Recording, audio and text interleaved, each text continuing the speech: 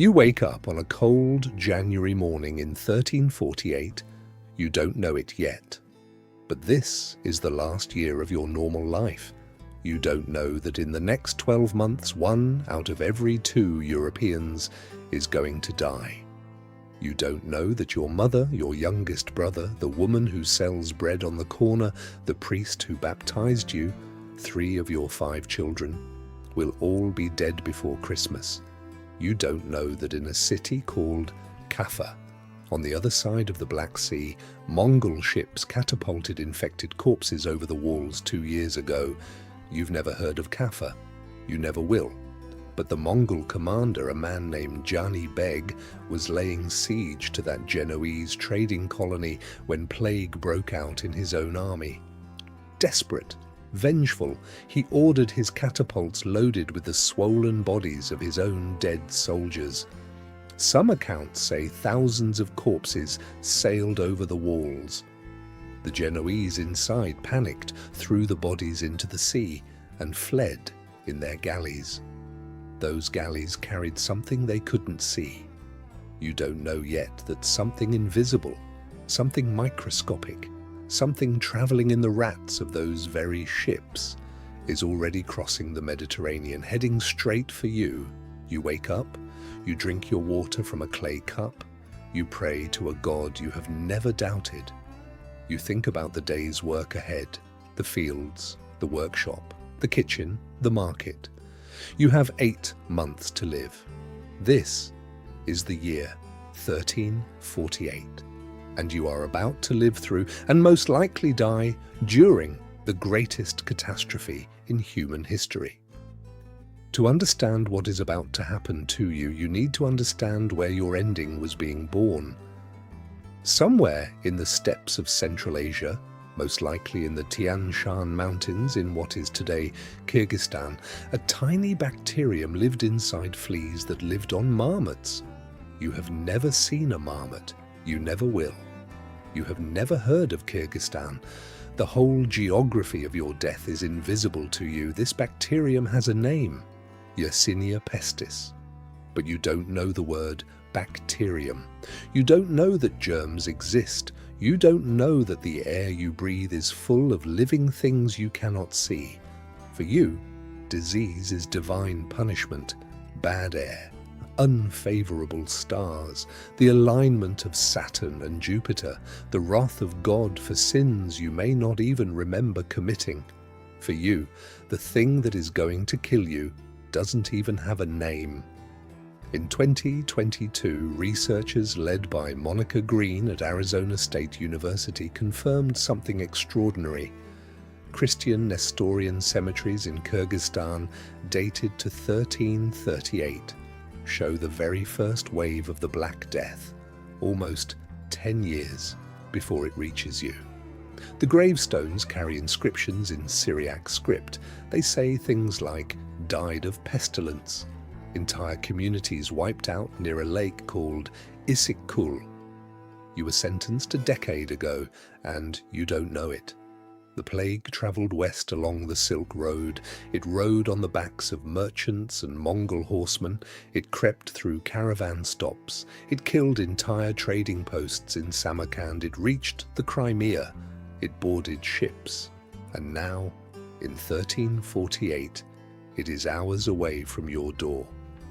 If you happen to be an educated person, a priest, a noble, a literate merchant, you may have heard strange rumors coming from the east.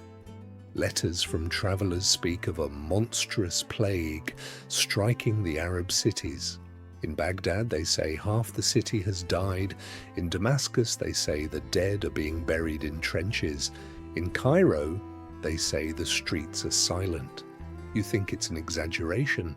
You always think stories from the East are exaggerations. Wealthy merchants in Venice and Genoa begin to worry, but not about you. They worry about trade routes. They worry about spice prices. They worry about contracts and ledgers. They don't think about people like you.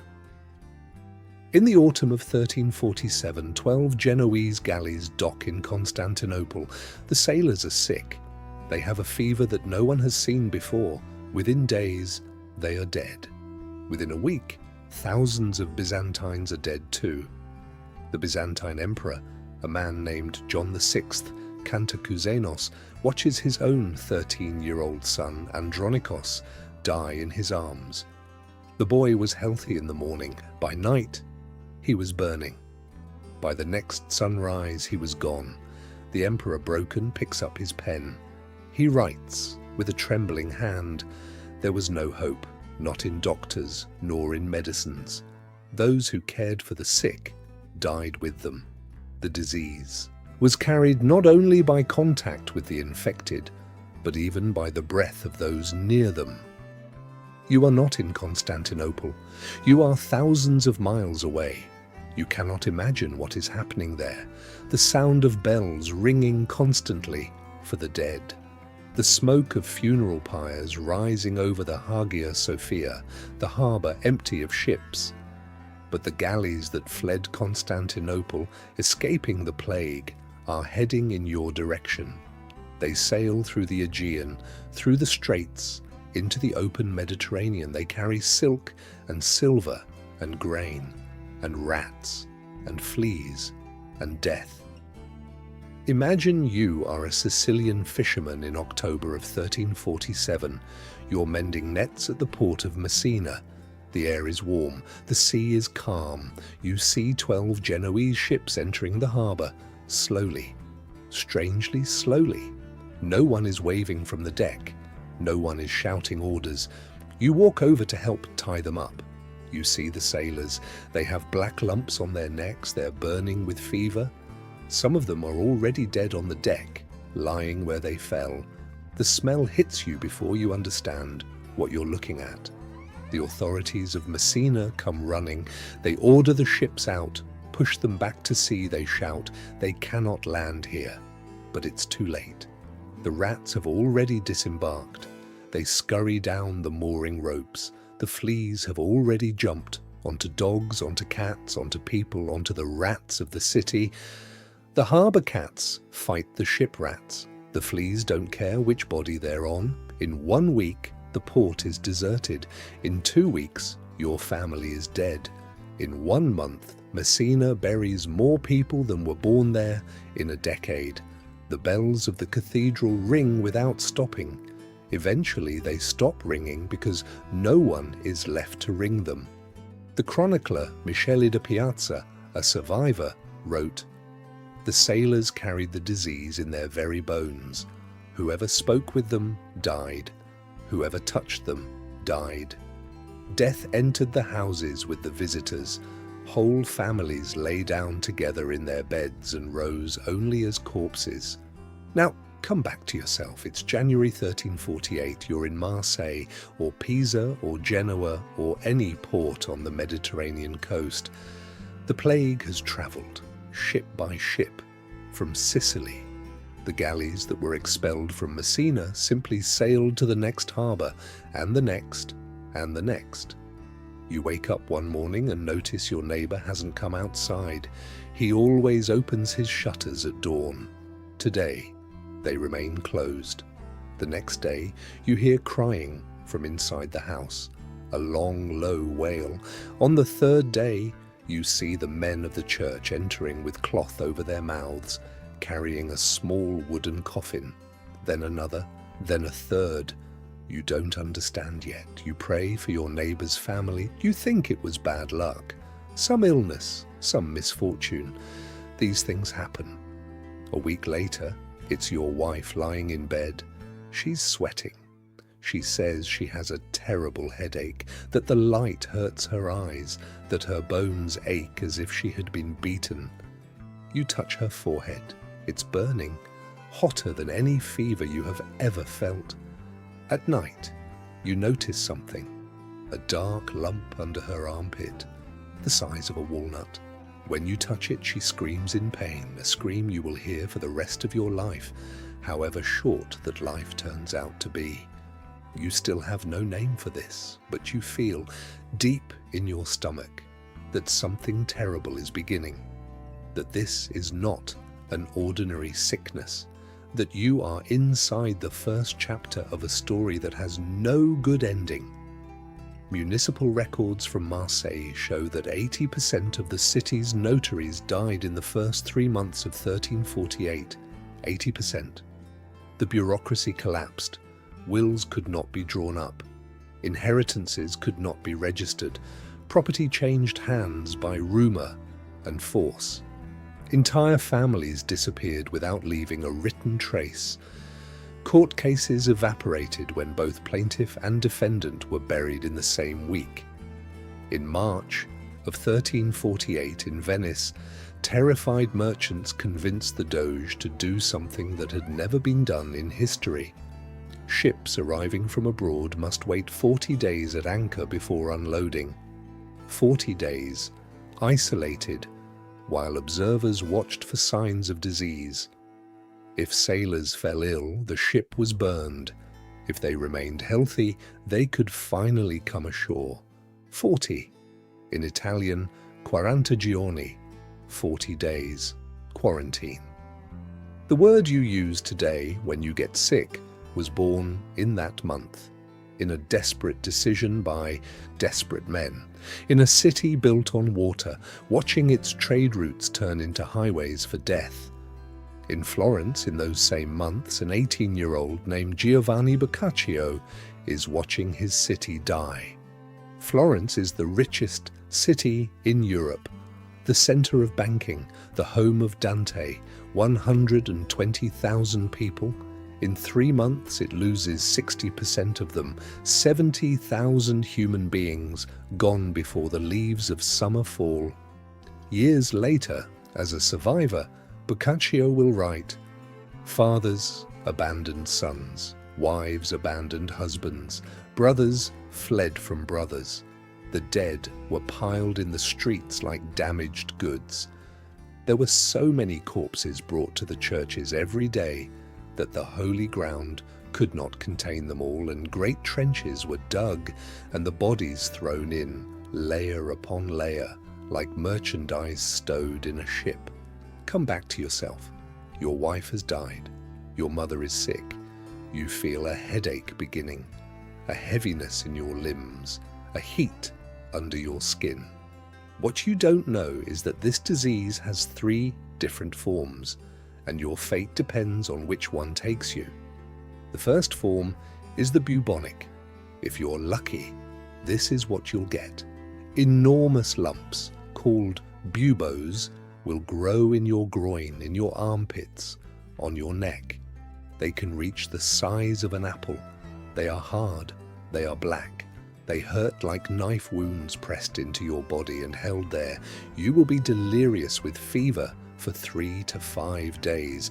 You will vomit. Your urine will turn dark. You will see things that aren't there. Angels, devils, dead relatives reaching for you. Your tongue will swell. Your breath will smell of rot. The buboes may burst, releasing a foul black pus, and if they burst, you have a 30% chance of surviving. If they don't burst, you die. The second form is the pneumonic.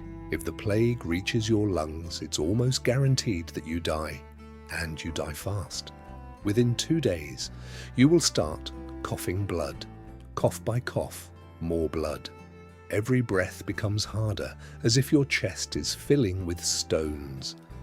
You slowly drown in your own blood while your family stands helpless beside you, and every cough sends infected droplets into the air, condemning whoever is in the room.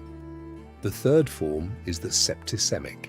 If the plague enters your bloodstream directly, you die within 24 hours. Your entire skin turns black, bruises spreading like ink dropped in water. Your extremities, your fingers, your nose, your ears rot while you're still alive. The flesh literally dies on your body. People look at you and see a walking corpse. Some of the dying are abandoned in the streets because no one can bear to look at them. This is why they call it the Black Death. Imagine your city in July of 1348, summer heat. The kind of heat that bakes the stones of the street and rises shimmering from the rooftops. There are no more grave diggers. The priests have died. The doctors have fled the city in carriages packed with everything they could carry. There are bodies in the streets. There are bodies in courtyards. There are bodies inside the churches, slumped in the pews where they came to pray and were too weak to leave. There are bodies in cradles. There are bodies still seated at dinner tables, dead dogs, dead cats, dead horses, dead pigs. The animals starve because no one feeds them. Then they die of the plague too, because the fleas don't discriminate. The smell is so strong that travelers miles away know when they're approaching an infected city. The wind carries it across fields. Pilgrims turn back. Messengers refuse to deliver letters. The world begins to shrink to whatever you can see from your own window. You burn herbs, rosemary, lavender, myrrh, juniper, trying to purify the air. You stuff your nose with cloth soaked in vinegar. You believe it's the bad air, the miasma, that's killing you. You're not entirely wrong. The pneumonic form does spread through breath. You're entirely wrong about everything else. The chronicler Henry Knighton wrote, "The stench was such that the living could not pass through the streets.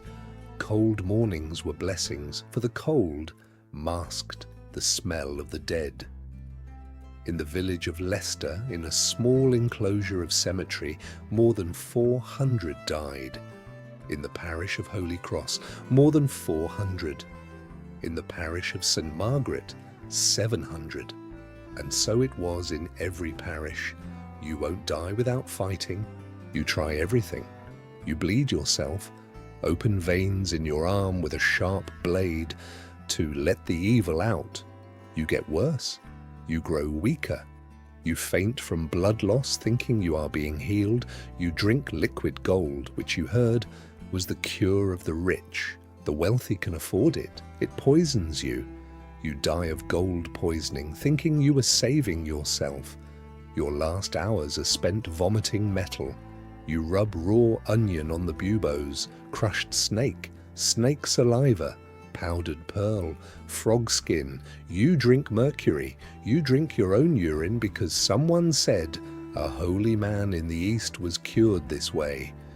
You join processions of flagellants, men who whip themselves in public with leather cords tipped with iron nails, begging God for forgiveness. They march barefoot from city to city. They strip to the waist. They beat themselves until blood runs down their backs in sheets. They believe their suffering will appease God. They walk from town to town, leaving trails of blood and spreading plague to every village they enter.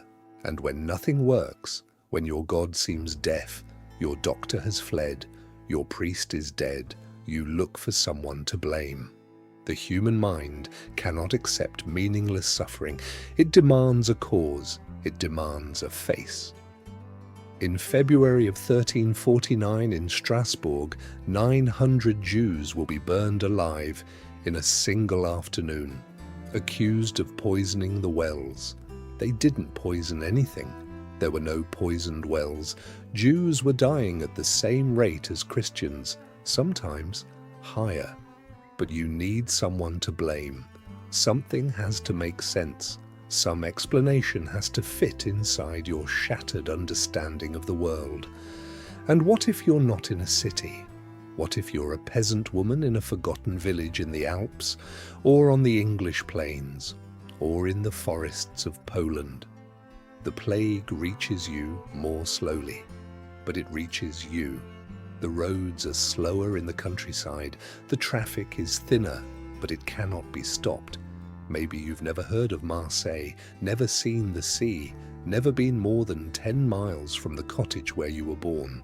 But in May, a merchant passes through your village, selling cloth.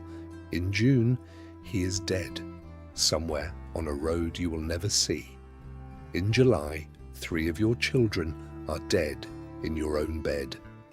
By August, your village of 40 people has 12 survivors.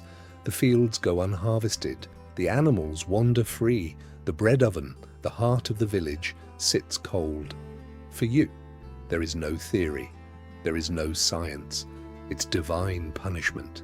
It's witchcraft. It's the old woman at the edge of the woods who must have cursed everyone. It's the end of the world, and you are inside it, alone with your remaining children, watching the world die. For every chronicler who wrote about this year, 10,000 women like you died without anyone recording their name. Your story, the true story of 1348, is in the bones buried without ceremony, beneath churches no one visits anymore, beneath fields that have been ploughed for 600 years, over the graves of people no one remembers. Before we continue this journey, and trust me, what comes next is even darker, I need to ask you something. If this story is keeping you here, if you're feeling what it was like to live in that year, please take 1 second to subscribe to the channel and hit that like button. I'm Walter, and I rebuild history piece by piece, year by year, city by city. Every week I bring back to life a moment the textbooks made too small. Subscribing tells me to keep going. Liking tells the algorithm to show this to someone else who needs to walk through these centuries with us. Now, back to 1348. The plague has only just begun to climb. While the south of Europe is collapsing, in the north it still feels far away. But it isn't. The plague crosses the Alps, on mules, on merchants, on pilgrims, on deserting soldiers carrying everything they own in dirty sacks. It travels at the speed of a walking man. It travels at the speed of trade. It travels at the speed of fear, because fear is what makes people flee, and fleeing people carry the disease faster than anything else. In June of 1348, it reaches Avignon, the seat of the Pope at that moment, because the papacy has temporarily moved out of Rome. Avignon is a city of 50,000 people. In 3 months, it loses half of them. The streets around the Palais des Papes fill with bodies. The Rhone River turns into a graveyard. Pope Clement VI is terrified. His secretaries die around him. His doctors die. His priests die.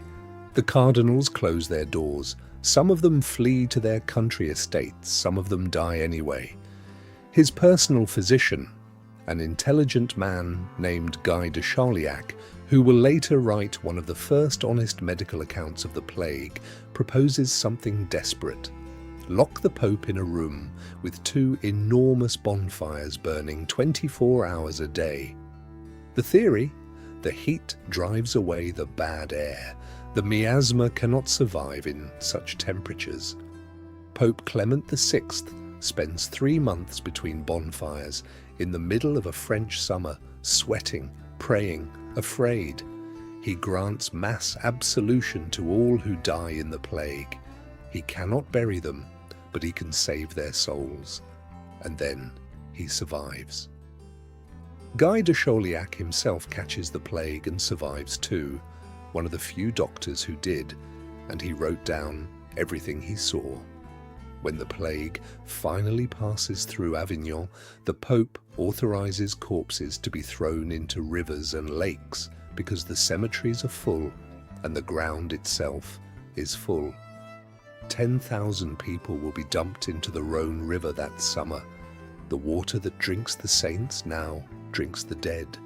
Now imagine you are in Paris, the largest city in Europe, 200,000 inhabitants. You live near Notre Dame. Not the Notre Dame you know from photographs, the Notre Dame of 1348. Recently built, barely 100 years old, which is recent for a cathedral, still smelling of new stone. The stained glass still vivid. In October the plague arrives. By December it's out of control. The university, the Sorbonne, already 100 years old, closes its doors. The students flee back to their villages, often carrying the plague with them. The royal family retreats to the countryside. King Philip VI orders prayers and processions. The processions spread the plague faster. The chronicler Jean de Venette, who lived through that winter, wrote, "The dead were so many that they dug enormous holes and placed corpses one on top of another, like salted cod in a barrel, and a little earth was scattered over them, and then more bodies, and so on, until the pit was full to the brim." The Cemetery of the Innocents, today a tourist square in central Paris, received 500 bodies per day in January of 1349, 500 per day, in a city where the normal rate was 20. The grave pits filled in days, new ones were dug, they filled too. For centuries afterward, anyone digging foundations in that neighbourhood would strike bone. And in England, English sailors at the port of Calais still think the plague is the continent's problem. That it will stop at the English Channel, that the water will protect them, that God favours the English, that the disease is a punishment for French sins, not English ones. In June of 1348, an infected sailor disembarks in a small town called Melcombe Regis, you would call it Weymouth today, a quiet harbour on the southern coast. 4 weeks later, he is dead. 4 months later, London is covered in funeral smoke. The Thames carries bodies. The royal court flees to Windsor. King Edward III buries his own daughter, Princess Joan, who was on her way to be married in Spain. She died in Bordeaux. She was 15. For you, in 1348, the church is everything. The church registers your birth. The church marries you. The church buries you. The church explains the world to you from the moment you can understand language until the moment you draw your last breath. The church owns the calendar, the holidays, the saints, the meaning of life and death. But now you see something you never thought you'd see. Priests fleeing, priests dying in greater proportion than the people because they were the ones tending to the sick, hearing final confessions, anointing the dying. Priests who survive but refuse to enter infected homes, who deliver last rites from the doorway or from the street, or refuse to come at all. Some monasteries lose every single monk. Some convents are found empty, the nuns dead in their cells. You pray, it doesn't work. You confess, it doesn't work. You beg Saint Roche, who is the saint against plague. You beg Saint Sebastian, who was killed by arrows and who therefore should understand piercing pain. You beg the Virgin Mary, the Mother of Mothers. They all seem deaf. And a question begins to grow inside you, a question that will change Europe for the next 200 years. If God exists, if God is good, why is he letting this happen? The historian Norman Cantor of New York University argued in his work In the Wake of the Plague that the Protestant Reformation of 1517 began in the spiritual ruins of 1348. The blind faith that held the Middle Ages together was the first victim of the Black Death. Martin Luther's hammer nailing his 95 theses to a church door was an echo of the silence that fell when survivors in 1348 prayed and received no answer. At some point in 1349 or 1350, you notice something strange. For the first time in your life, someone is asking you to work, offering you money, offering you land, offering you better food, better shelter, a piece of meat on Sundays. For you, a serf, a peasant, a common worker, this is unprecedented. Before the plague, labour was abundant and land was scarce. You were born bound to the Lord of the land. Your son would be born bound. Your grandson would be born bound. That was the order of things. That was, you had been taught, the will of God. But now half the workers have died, and whoever survived, you, is worth gold. The Lord who once whipped you now needs you. The Lord who once took half your harvest now offers you wages. You start refusing work. You demand more. You receive more. You migrate from village to village looking for better offers. You leave behind the house your father built and become, for the first time in your family's history, a free worker. The nobles try to fight back. In 1351, the English Parliament passes the Statute of Labourers, freezing wages at pre-plague levels. The workers ignore it. The attempt fails. Local officials cannot enforce it because they themselves need labour. In 1381, the Peasants' Revolt in England, led by a man named Wat Tyler, becomes the first great popular rebellion of the modern era. Peasants march on London. They burn tax records. They demand the abolition of serfdom, and it is a direct daughter of 1348. The historian Samuel Cohn of the University of Glasgow argues that without the Black Death, feudalism could have lasted another 200 years. The plague killed half of Europe and freed the other half. Wages doubled. Living standards rose.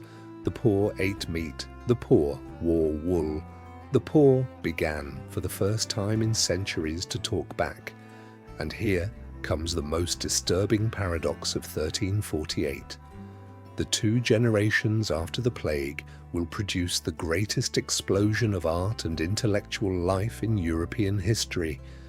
They will call it the Renaissance. Boccaccio, a survivor, writes the Decameron in 1353, a collection of 100 stories told by 10 young people fleeing the plague in a country villa outside Florence. It is the first great work of bourgeois literature, full of laughter and sex and human folly, written in the shadow of mass death. Petrarch, a survivor who lost his beloved Laura to the plague, redefines European poetry. Chaucer is born 3 years after 1348 and grows up in the ruins. He will write the Canterbury Tales, a portrait of ordinary people, more alive than any literature before it. The Renaissance did not happen despite the plague. It happened, in part, because of it.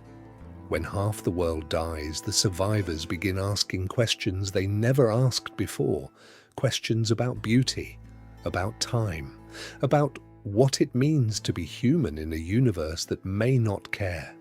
But not everything born in 1348 is art and progress.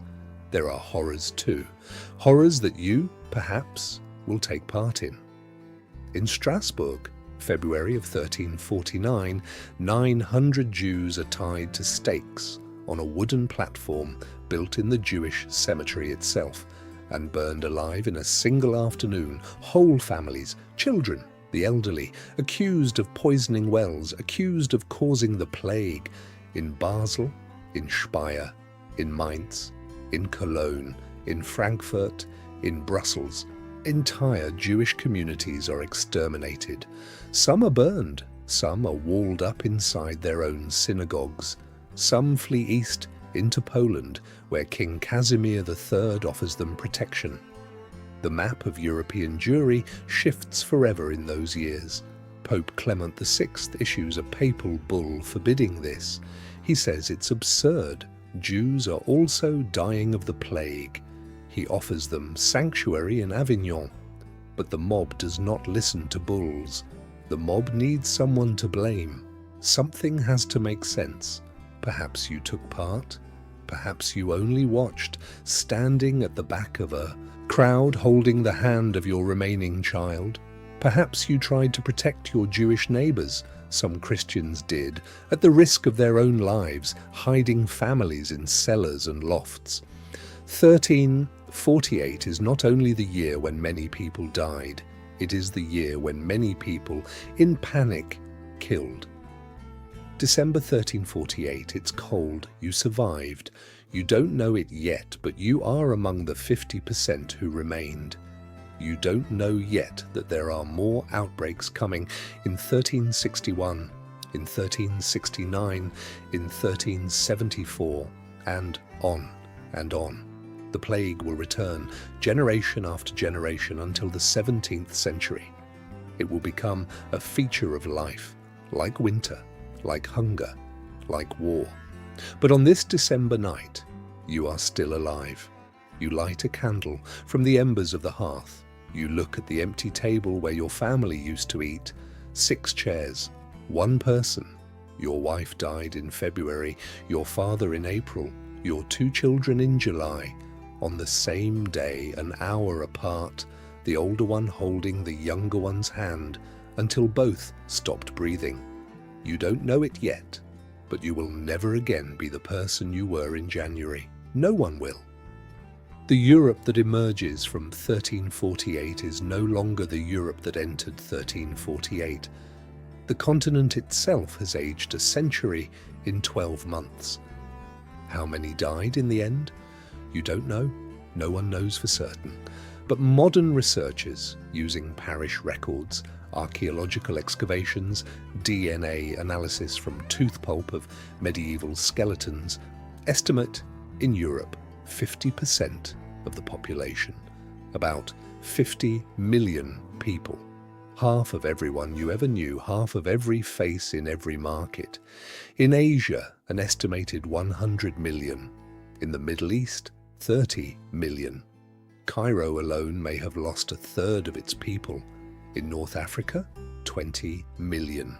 Total, between 75 and 200 million human beings. The range is wide because the bookkeepers of the world died with the people they were counting. To put this in perspective, it was the greatest demographic catastrophe in human history up to that point. It was the only event in all of recorded history that can be compared, in proportional terms, to the extermination of the indigenous peoples of the Americas after 1492. In some Italian cities, the plague killed a higher percentage than the bombings of the Second World War killed in the cities they destroyed. These numbers come from the work of historian Ola Benedicto of the University of Oslo in his definitive work, The Black Death, 1346 to 1353, The Complete History. He spent decades cross-checking parish records, tax rolls, monastery archives, and burial inscriptions. His conclusion, the medieval chroniclers, the ones who wrote half the world died, they were not exaggerating. If anything, they were underestimating. How long do you think it took Europe to recover from 1348? 5 years? 10? 30? No. The population of Europe only returned to its 1347 levels around the year 1500. In some regions, 1550. In others, 1600. More than 250 years to fill the empty houses. Imagine, you survive in 1348, you live until 1380, a respectable age for the time. You die. Your grandchildren are born in 1390. They live their lives, they die in 1450. Your great-grandchildren are born in 1430. They marry, they raise children of their own. They die in 1490. And in 1450, your city is still smaller than it was in 1347. More than 100 years later, the scar is still open. Buildings stand empty, streets are quieter, markets are smaller. The cathedral that once filled on Sundays now half fills. Entire villages disappear from the map. Forests grow where there were once cultivated fields. Today, satellites still find the outlines of ghost villages in Germany, in England, in France, villages that existed in 1347 and were never inhabited again. In England alone, more than 1,000 such deserted medieval villages have been identified. Their names are remembered only in old church registers. The grass grows over their bones. Medieval Europe The Europe that had existed for 500 years ended in 1348. What came after was another world, a world with fewer people but greater wages, a world with weaker faith but stronger states, a world that questioned everything because everything had failed. Come back to today. Come back to your couch, your bed, your screen, the room you're sitting in right now. You think 1348 is far away, that it's ancient history, that none of it touches you. But look, when you say, "I'm in quarantine," you are using a word that was invented by terrified Venetians in March of 1348. Every time the word has been used since, through plagues, through wars, through pandemics, through the year 2020. It has carried in it the memory of those 40 days at anchor. When you go to a public hospital, you are using a system that was born in the mass graves of that year. The idea that society itself has a duty to care for the sick was forged in the failure of every other institution to do so. When you negotiate a better salary with your boss, you are exercising a right that was won by the survivors of the Black Death. People who, for the first time in history, could look the Lord of the Manor in the eye and say no. Every paycheck you have ever earned carries an echo of that defiance. When you read modern literature, with individual characters, complex psychology, human doubt, ordinary people made important, you are reading the tradition that began with Boccaccio, a survivor of 1348 who wrote about human pleasure, human stupidity, and human love in a world where God seemed to have died. 1348 is not distant from you. 1348 is in every word you use, in every right you have, in every question you dare to ask, in every doubt you allow yourself to feel. The dead of that year built, without knowing it, the world in which you live. I want to ask you something now, and I want a real answer in the comments. If you had been alive in 1348, knowing what you know today about germs, about quarantine, about disease, what would you do differently? Would you flee to the countryside the moment you heard the first rumors? Would you try to save your family at all costs, even knowing you might infect them by trying? Would you turn against your neighbors in fear? Or would you be one of the few who tried to protect the Jewish communities being burned? Would you keep your faith? Would you have any faith left by December?